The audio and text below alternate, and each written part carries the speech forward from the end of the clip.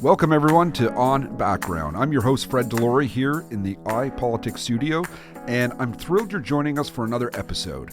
If you're new here, make sure to explore our extensive library of episodes that have been capturing engaging discussions over the past few months. Our journey has taken us through a variety of captivating topics, from the intense showdown between Trudeau and Poilievre to debates over Justin Trudeau's leadership future. We've delved into the evolution of polling techniques that are reshaping our understanding of election outcomes, examined the dynamics between war rooms and press rooms, and pondered whether Poilievre needs a majority to govern, a question that seems increasingly relevant. Our exploration didn't stop there. We've analyzed the impact of social media strategies of both Trudeau and Poilievre, brought in experts from their respective parties, and provided insights into the life of a political staffer in Ottawa. Our episodes have covered Quebec politics, caucus discipline, electoral reform, and the beauty of parliamentary procedure. Along the way, we've been joined by distinguished guests, experts in their fields, Tories, Grits, Dippers, media hacks, pollsters, all who have enriched our discussions with their deep knowledge and true understanding of the game. And all of this has been shared over a few beers as we sit back and engage in what I truly believe are meaningful conversations here on Background. In today's episode, we're marking a significant moment, the second anniversary of Russia's invasion of Ukraine. And I want to talk about the politics of this and other world events and how Canadians feel about it all. So coming onto the show today is Daniel Lauzon, the former Director of Communications for the Liberal Party of Canada, someone I sparred with a lot back in the day when I was DCOM for the Tories. He later worked throughout the Liberal government, most recently in Foreign Affairs, and now is with CAE as Senior Director, Public Affairs and Policy for International. Dan, welcome to the show. Thanks, Fred. Real pleasure to be here. Thanks a lot. Just a quick aside, I was thinking back to our time when we were dueling DCOMs. I don't think a week went by for many years that you and I weren't quoted in stories together, punching or punching each other. So it's great to have you on today. And not that it's an easy topic, but I don't expect any punches will be thrown between us. At least I hope not. No, not at all. No, that's always been quite fun. And I was looking at some of the articles yesterday, and it sort of brings me back to the joys of opposition, right? Or you could just kind of go and trade barbs. And I have to say, it was hilarious for me to find that we were both listed as two of the top 25 Hill Times staffers in 2012. Oh, there so you I go! thought that was excellent. Wow. I probably didn't give you a congratulations on the way back machine. So right, it was awesome good stuff. Well, look, given you work in this in defense and security, can you give us a primer of sorts? Where are we in the world right now with all the hot spots and all of the conflicts that are happening? Yeah. Well, one of the things when I left Foreign Affairs was I've always been interested in international affairs. I've always been interested in what's happening in the world and Canada's position in it. And I've been spending a lot of time studying that, reading that. And as a student of it, I have to say that we're in an interesting spot. And I think that the war in Ukraine brought into focus a lot of those issues. So let's just take a look at what's changed, right, since the full-scale invasion of Ukraine just 2 years ago.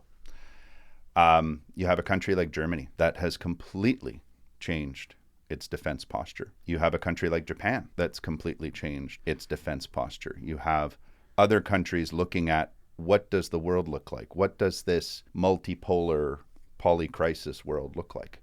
And that's fundamental, because the reason I use the example of Germany and Japan, those defense postures and that rules-based order that brought some semblance of structure to world affairs throughout the post-World War II period, that entire structure, that rules-based order is falling apart and no longer holds. And countries like Germany and Japan are looking at how do we position ourselves with that. Countries in the Middle East are looking at how do we position ourselves. And of course, the Iran, Russia, China group are looking at what this means for them and influence around the world. So much has changed and so much has been brought to the fore. But I think what's often lost in the back and forth of, will the U.S. supply weapons to Ukraine? Will Europe need to stand on its own 2 feet? Are we contributing to NATO, et cetera, is the fundamental shift in the geopolitical world order and alliances around the world.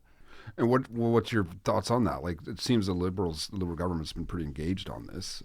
Yeah, look, I think it comes in a couple different ways, right? So yes, the Liberal government Trudeau, Minister Joly have been extremely active on this, as have successive ministers of defense.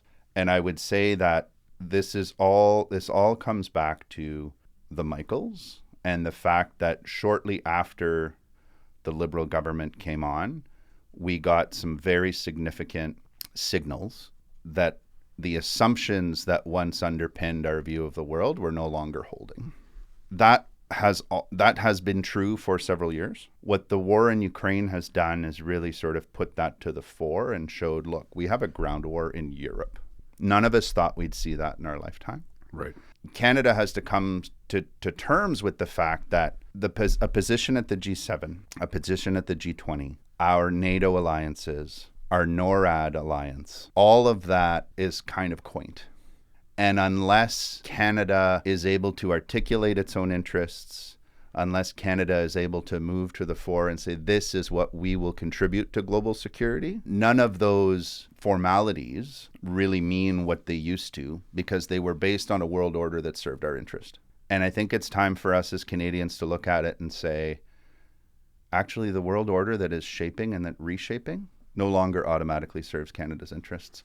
And that's a really difficult shift. So I actually don't blame the political leaders for this, because for whatever reason, no groundswell of public opinion marching on the street, real hard social political discussion in coffee shops around Ottawa or Arnprior or Surrey, BC, on how are we going to position ourselves in this new world. Right. And there's no pressure for our leaders to take a stand on that. And I cannot understand why that's not the case. Well, it's interesting. When Ukraine was invaded by Russia 2 years ago, I remember watching it. We were glued to the TV. My wife and I do not watch the evening news, right? Like most Canadians. But during this period, every night it was like must-see TV, like to find out what's going on. Yeah. And we were getting live images, and it was for weeks on end. We were following this closely, and then it waned off. The coverage waned off. Right? Like we had CBC and CTV were based out of Poland, I believe, and parts of Ukraine, and covering it. They had all of their anchors there and doing their stories there. So it was really hot then for us. And then it dropped off after time. Mm-hmm. And then after October 7th and what happened in the Middle East, it really dropped off in terms of following it. Yeah. So it's like we're not seeing the stuff. It's still with social media and stuff. You still hear about it, and things are still pushed, but it's not at all the same level. Like I remember at Christmas actually talking to a friend of mine who is a very prominent Ukrainian Canadian, and I was like, I haven't seen any updates on what's happening for months there. Yeah. It's like we lose focus so easily on these things. Why do you think that? I guess it's pretty explanatory why that is. There's just so many other things going on in our lives. So do you think Canadians care enough about this, though? No, I don't think we do. I really don't. I don't think we spend enough time thinking about it, and I don't think we spend enough time talking about it. Right. In a way, because we have. So in a way, we look at everything going on in the world and we think, well, that won't affect us because of our geography. That won't affect us because of our alliances. It won't affect us because of our economy.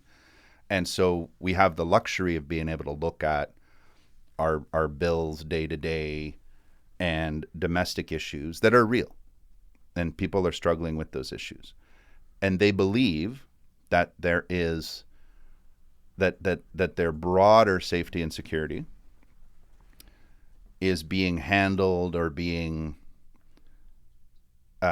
shepherded through by a series of systems and institutions that serve our interests. But they're not. Right. No one is looking at Canada's interests other than Canadians. No one is out there seeking our best interest. No one is looking to advance Canada's position in the world other than Canadians. And if we're not having those open discussions, if we're not having those frank discussions, we're going to get left behind. Right. So we won't be a part of any decision making in the future too on this stuff too, right? In terms of how we defend. No, I don't think so. I think Canadians have allowed ourselves to be fat, drunk, and happy.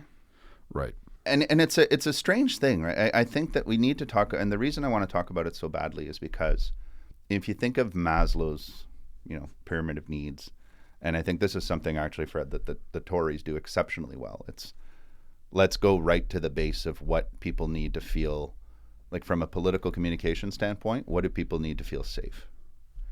For whatever reason, this fundamental geopolitical realignment around the world is either too diffuse, too complicated, too abstract for Canadians to truly be afraid. And therefore, their attention is elsewhere, and nor are they demanding action on these things. All these distractions and every conflict, every sanction, every distraction around the world is an opportunity for new alliances to build, for new alliances to come forward, for countries who truly understand and have articulated and are able to articulate their interests to make a chess move. If we are not looking at the board the way everyone else is, then we're not fully capturing the gravity of this moment, and we're not positioning ourselves to be winners in the game that is taking shape. And part of it is sleight of hand, right? There are actors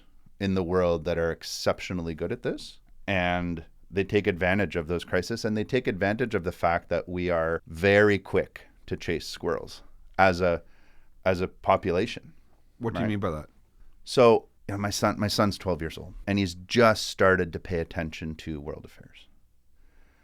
And he said, after the October 7th, the absolute atrocities of the Hamas attacks and the humanitarian crisis that's ensued, he had, there was some talk of Venezuela and Guyana. Right. He's looking at the news. A few years ago, there were the truckers. And he says to me, well, first it was the truckers, and then it was the war in Ukraine, and now it's the Middle East.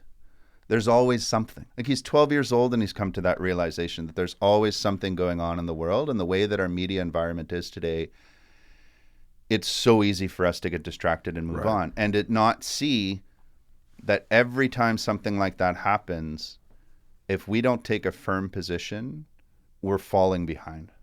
Right. And there's always something elsewhere in the world where Canada's had so much stability. And with our alliances, you mentioned the alliances, like we've been, pretty rock solid in those for decades and decades and decades. Generations have gone through this. It's all they know.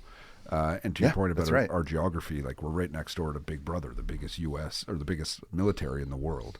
And we only share a land border with two countries. U.S. and we share Hans Island with Denmark. That's right. So we're not, we're not vulnerable in that sense. So how do we make Canadians care? Is there a way to get them engaged on this, to understand that Canada does have a role to play, and we have in the past, right? Like Pearson won a Nobel Peace Prize. Yeah. You had Stephen Harper famously tell Putin to get out of Ukraine, which I thought was amazing leadership from him. Mm-hmm. And you have, the current government is doing its part in some ways, like they're sending stuff over there. But how do we get Canadians fired up that this is a big deal and that we should be taking this more seriously? Yeah, I think if we can't seize on the moment that there is a ground war in Europe and that NATO is gaining strength, gaining members, and that the international community is mobilized over a very real and precise threat, then I don't think there's much hope for us. And I will give the government, and in fact all parliamentarians, full credit for standing up for and with Ukraine, and for the solidarity that's been shown. And I know there's been a lot of games and barbs and back and forth. People won't agree with me on this, but I think by and large, Canada has been a friend to Ukraine. Canada has been a steadfast ally and will continue to be. If that doesn't wake people up, though, then I think then I think we've got bigger problems of civics classes in school and things like that. Right. But there is a path for me that I think could at least get that is a shorthand for Canadians to understand, and one that might be able to mobilize civil society, because it's something that Canadians have done before. And that's looking at our continental security and taking that exceptionally seriously. So I understand that Ukraine is a long way away for a lot of people. I mean, some people have deep family ties and friends in Ukraine. Yeah. And I think that that's helped us feel closer to that conflict, but it's still thousands of miles away. We are in the process of NORAD modernization. We are in a process of some soul searching at NATO. And I think, you mentioned Big Brother earlier. The fact that the United States is so close and that our economic, social, and defense interests are so closely linked with the United States, I think if we were to focus our attention on defining that relationship and showing the United States, the American people, regardless of which administration comes in, I think that people will find that the tolerance for an ally that's not serious about security and securing its own borders and securing its continent will be quite low, regardless of who wins in November. Right. And my point is, if we were to just narrow, right? I mentioned something earlier about let's define our interests. So let's get smart about it. So do we agree that close economic collaboration and integration with the United States is important to Canada? I think most of us do. Yeah. Right? Across party lines, across regional differences, we agree on that. And we've mobilized in the past to make that happen. So I'd say, let's take a look at what we can do in our own backyard. Let's start having the conversation about what it would take to show Joe Biden and Donald Trump that Canada is serious about continental security. Well, that's interesting. Like, Trump has mentioned recently how he expects every NATO partner to pay their fair share. And if they don't, then what did he say? He's going to pull out of NATO, or he's just going to kick them out? I can't recall.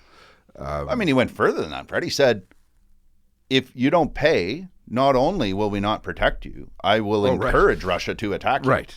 Which pleasant. So, that's a very different statement than what I said. Much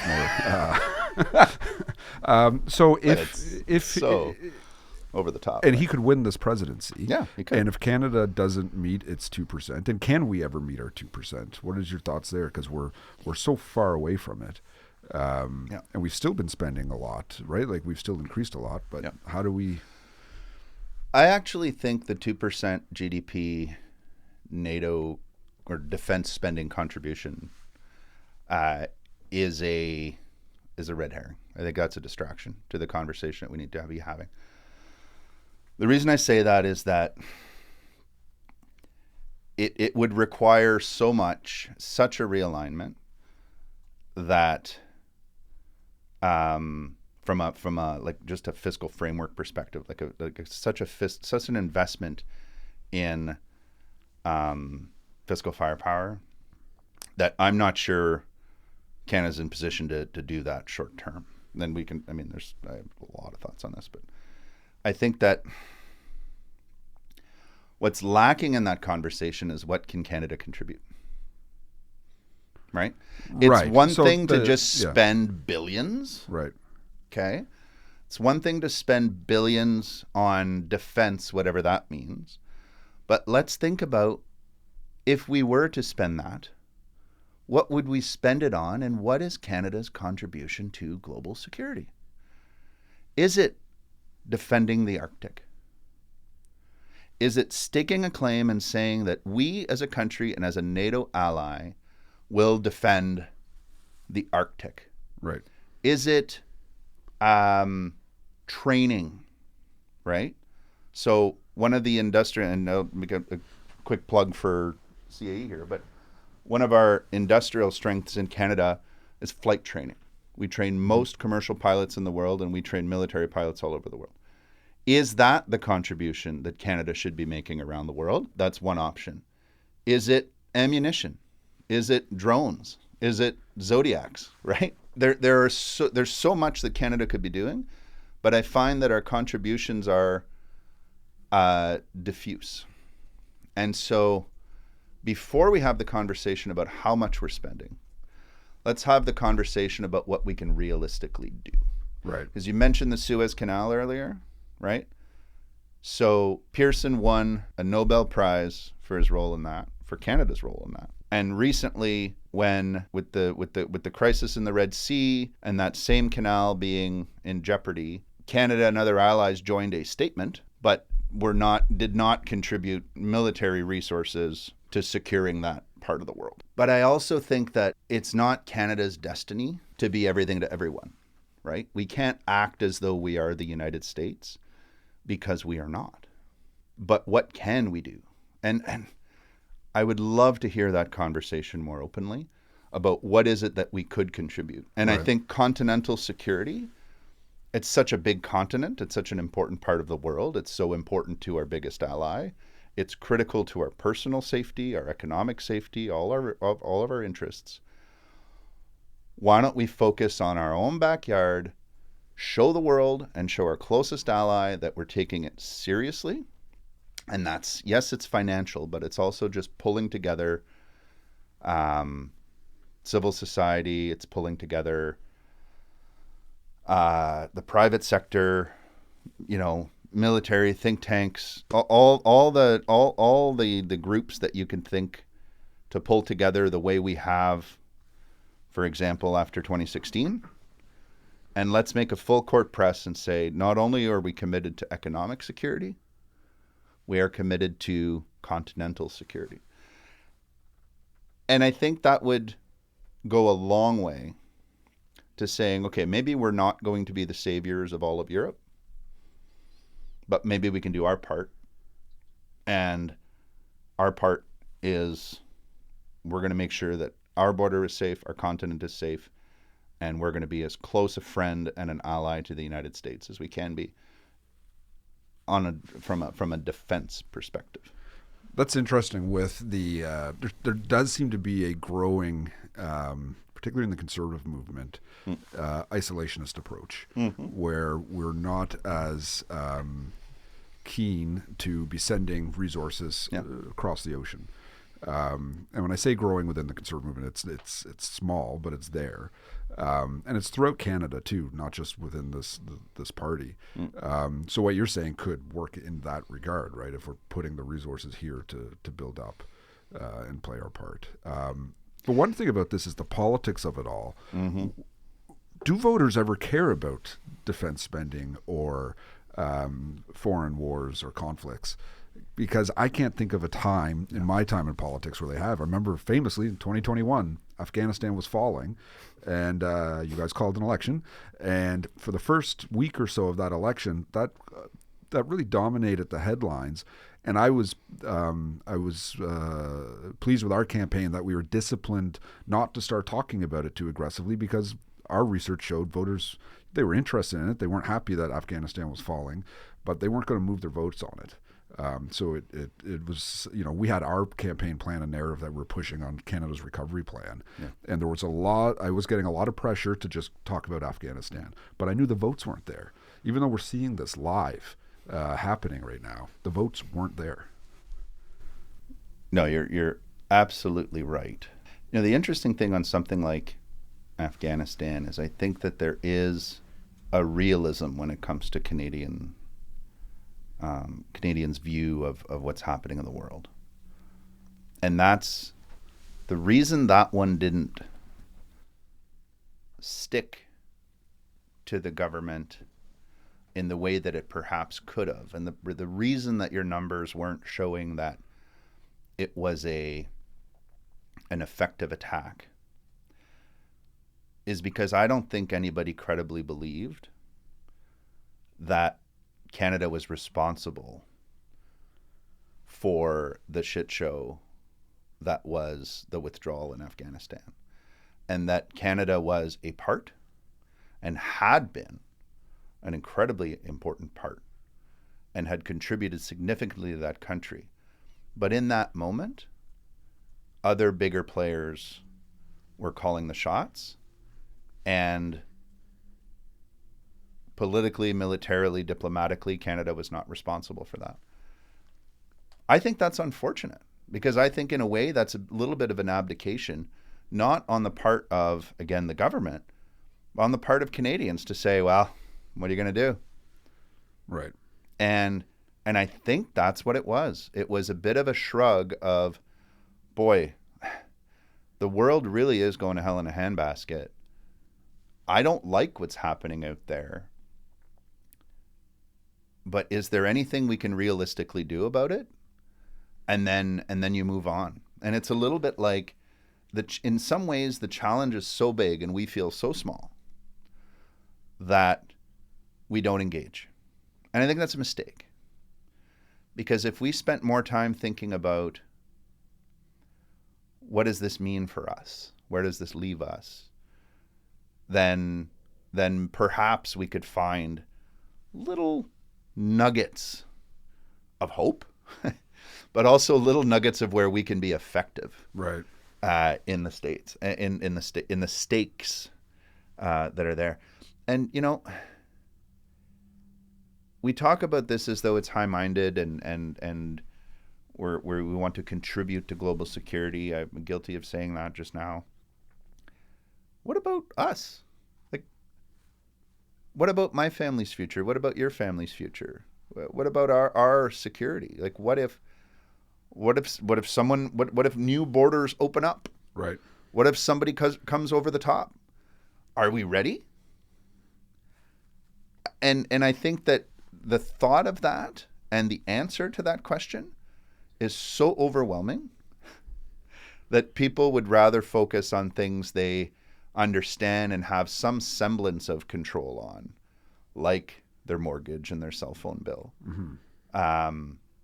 That they can say, well, maybe this is something we can tackle, but the other stuff is just too big and too scary, and we're too small as a country. And frankly, I think it's an abdication culturally of our role in the world, but it's also really sad because we have been given in the last 80 years every opportunity to be a major player. Right. We sit at all the best tables. We're part of all the best trade deals. We have the United States as our savior and guardian right next door. We are respected around the world. We have a very strong brand. We have bilingualism and multiculturalism and ways that we can really reach out to the world and contribute. And for whatever reason, it's very Canadian of us, we sort of take a step back and think, well, we're not that influential, or perhaps we shouldn't be playing in that space, or maybe we'll defer to someone else. And why is that? Do you think it's our proximity to the U.S., though, too, that where we just look like a puppet on the world stage? Do people think we stand on our own, or is the perception that we don't? And is that built into other countries' minds? Because every time it feels like we're tied right into them, and we're a pawn of the U.S. I think, unfortunately, that's the perception we have, and over several decades have played into. So it's our own doing, perhaps. I think so. Interesting. Yeah, everybody knows we're at the G7 because the U.S. wanted us there. Yeah. That doesn't mean we're not at the table.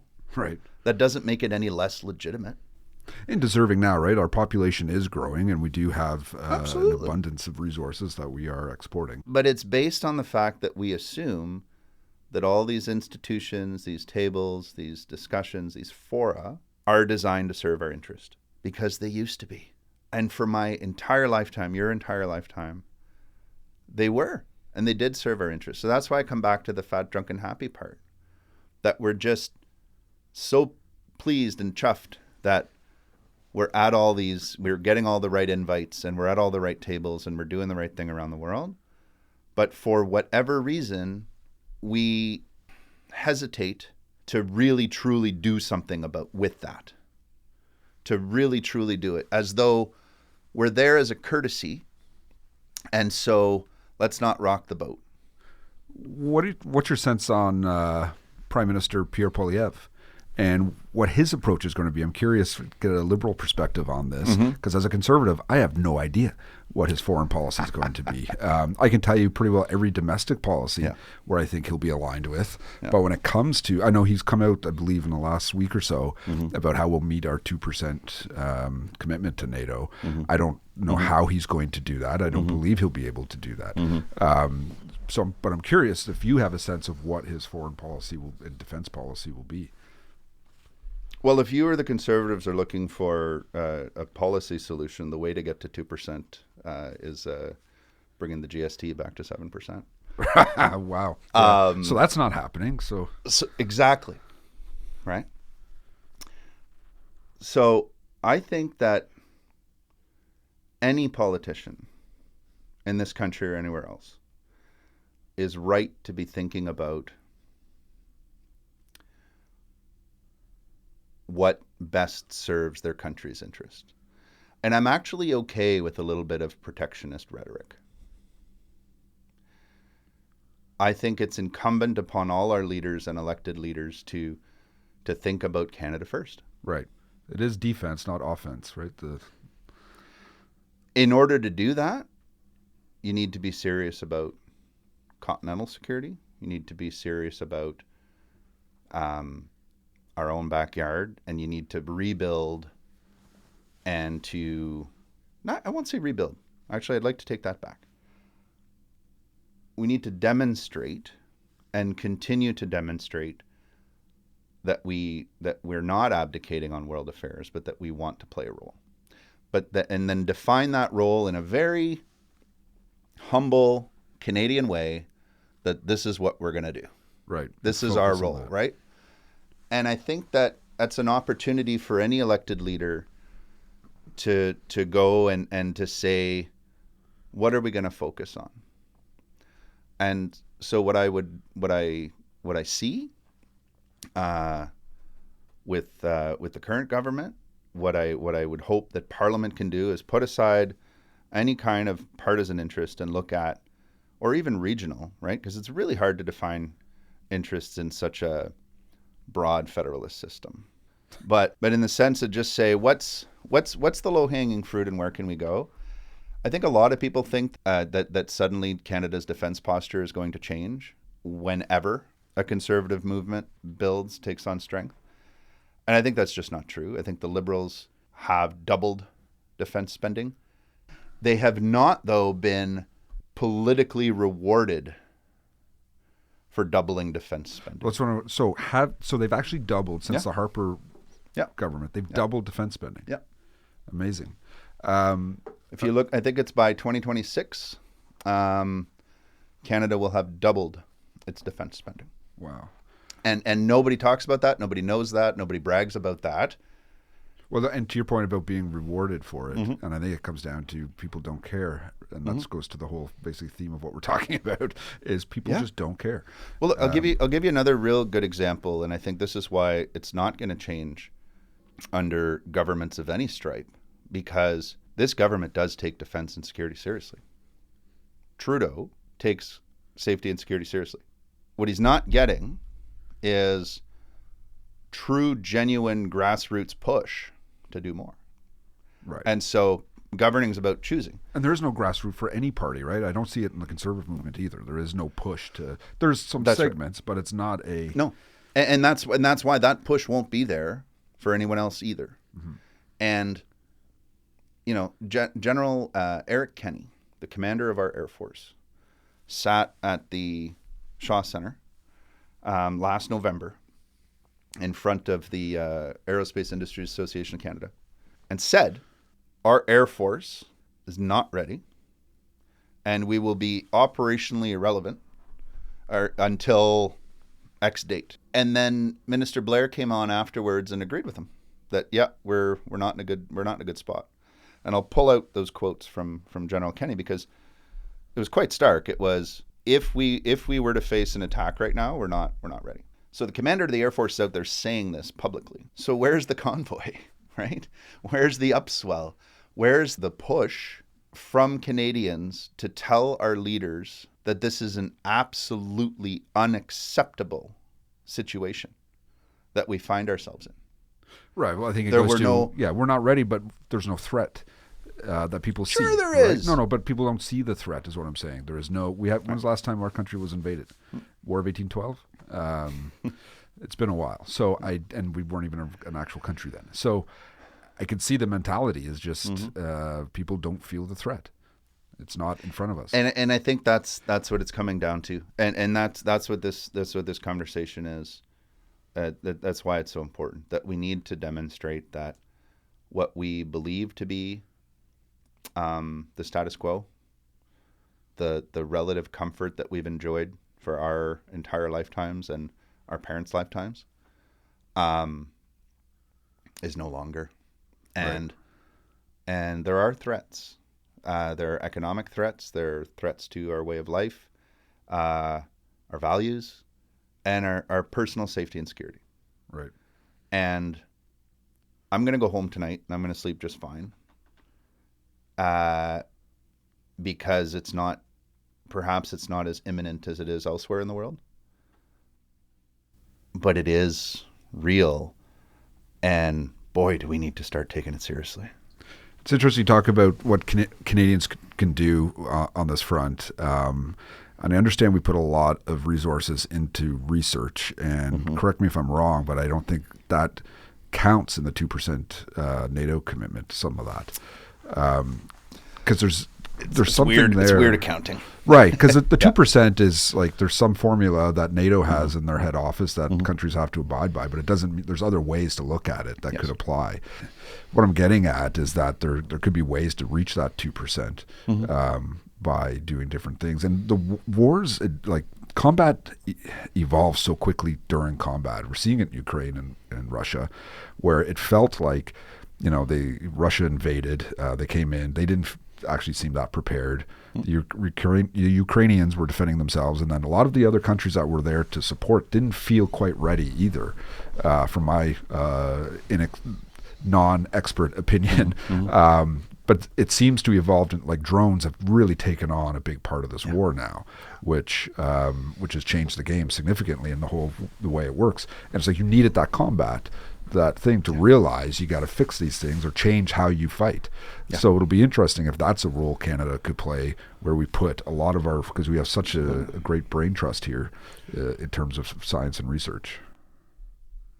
AI, cyber. I think that there's a tremendous opportunity for Canada to contribute in the non-lethal space. So what would that be? What is? It's what we just it's part of what we mentioned, right? Training is a huge part of what we do abroad and always have done, whether it's through the RCMP, through our men and women in the Canadian Forces. We have a very proud history of that. But you just mentioned the cyber, the AI, advancing warfare, the command and control. C2ISR, those kinds of things that we can look at and think we can bring some serious brain power here. We don't just need to be exporting weapons in the traditional sense. Right. We could be looking at how do we want to make warfare. It sounds so naive for me to say make warfare more humane, but just there are huge pieces of the supply chain, of the command and control structure, of that we could be contributing to and looking at and advancing. That would be a deterrent. That would demonstrate a level of sophistication beyond certainly a World War II style ground war in Europe, and ways of advancing warfare and preparedness that doesn't involve killing people, because I honestly don't think that's who we are. Right. And it's something I face in the defense industry all the time, right? People are like, hey, I mean, you should have seen the signs and the protesters outside the Halifax Security Forum. They don't think highly of me or my industry.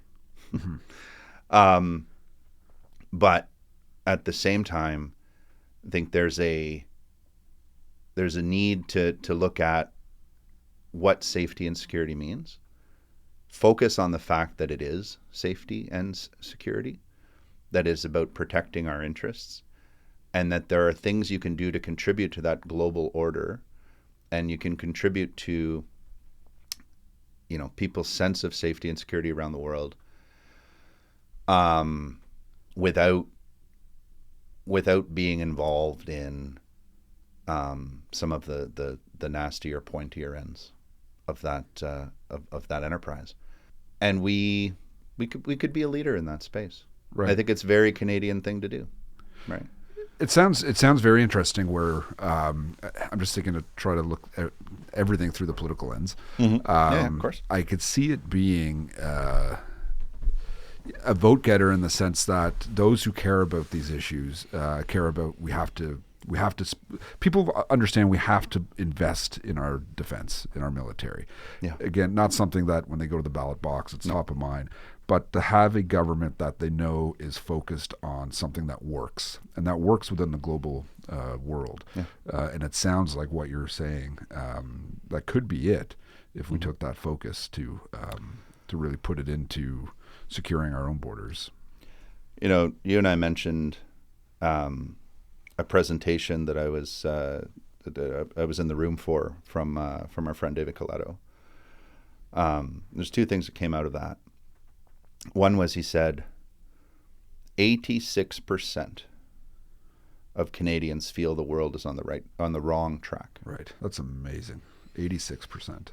Yet nowhere in, you know, you and I are used to looking at polling and things like that, but things that motivate people, things that people bring up spontaneously, things that make their top priorities, it is not there.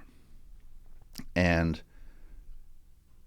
we had a brief conversation and an exchange where he said, but I think there is room for leadership in that space. Right. If you phrase it like that and show, it's not about where you're spending the money, but that you're showing leadership on this, particularly on the world stage, there could be a path there to get votes. But I think there's an opportunity for our leaders to be clear-eyed about what threats we're facing, to be honest with us about what those are, to be honest about what our limitations are, and to lead a movement where Canadians take their place in the world and are prepared to define it, as opposed to, you know, as I mentioned earlier, deferring to perhaps other actors, looking at the things with a bit of a helpless sense of dread or misplaced optimism, one of the two. Right. Well, we could say, this is what we're going to do as a country. Here's where we see it. But that's a lot of work. It's a lot of work. I think it's important. And I think it's something that we should be doing more. I want to thank you for the opportunity to even be talking about this, because I think it's going to take conversations, real talk, and an audience for people to realize that maybe things aren't the way they used to be. Maybe we're not as privileged as we used to be. And we better clue into that before it's too late, because it's not too late. Right. Yeah, I mean, I think, you know, the West's response initially was about sanctions, was about taking on the economic system, about removing them from the SWIFT systems, etc. And it was really demonstrably to cripple Russia. And guess what? That didn't happen either. Right. And Russia started fighting back with all kinds of different tactics Well, sanctions themselves, right? They did counter sanctions. I was actually sanctioned by Russia. I'm banned from Russia. Congratulations. Thanks. It's a badge of honor. It was. I woke up one morning to a text from my friend Larissa Whaler, who is a outspoken Ukrainian Canadian and real champion of the cause. Sent me a text saying you made the list with a link, and I looked at the link and it looked like it was a Russian link. So I'm not. Is this spam? I'm not looking at this. I'm not checking this at all. And then about an hour later, Jeff Ballingall, from Canada Proud fame, sent me a text saying, "Hey, we're both been banned from Russia." And I was like, okay, so I went back to Larissa's text and realized it was legitimate and clicked on it. And there it was. There was three of us, me, Jeff, and Jenny Byrne, were sanctioned randomly one summer day in 2021. Or 2022, sorry. Badge of honor. Now, they did spell my name wrong for some reason. They 2 R's in Delory, but nonetheless, it's something to be proud of, to be banned from Russia. I did have to cancel our trip to Siberia that we were planning, but... The Trans-Siberian Express? Was that the tour that you had? Well, look, this was a lot of fun. It was an important conversation to have to mark the 2-year anniversary, and it is something that I for this show and in my life, I try to look at everything through a political lens and what moves votes. And I think we both agree this is very hard to move votes in this issue, but at the same time, incredibly important to find paths for leadership to be able to come out and talk about these issues. Yeah, I think there's very little political upside to taking a stand on some of those issues and to devoting a lot of time. But at the same time, it's why people elected the people in charge. It's to take care of the things that are so big that we can only deal with it collectively. And we like strong leaders too, right? If they can show strength, absolutely, in their commitment to these things, strength and clarity. Yeah, clarity of purpose. Let's define our interests, articulate them, and act on them. That's all it takes. Right. Well, look, thanks so much. This was fun. Thanks, Fred. Right. Appreciate it.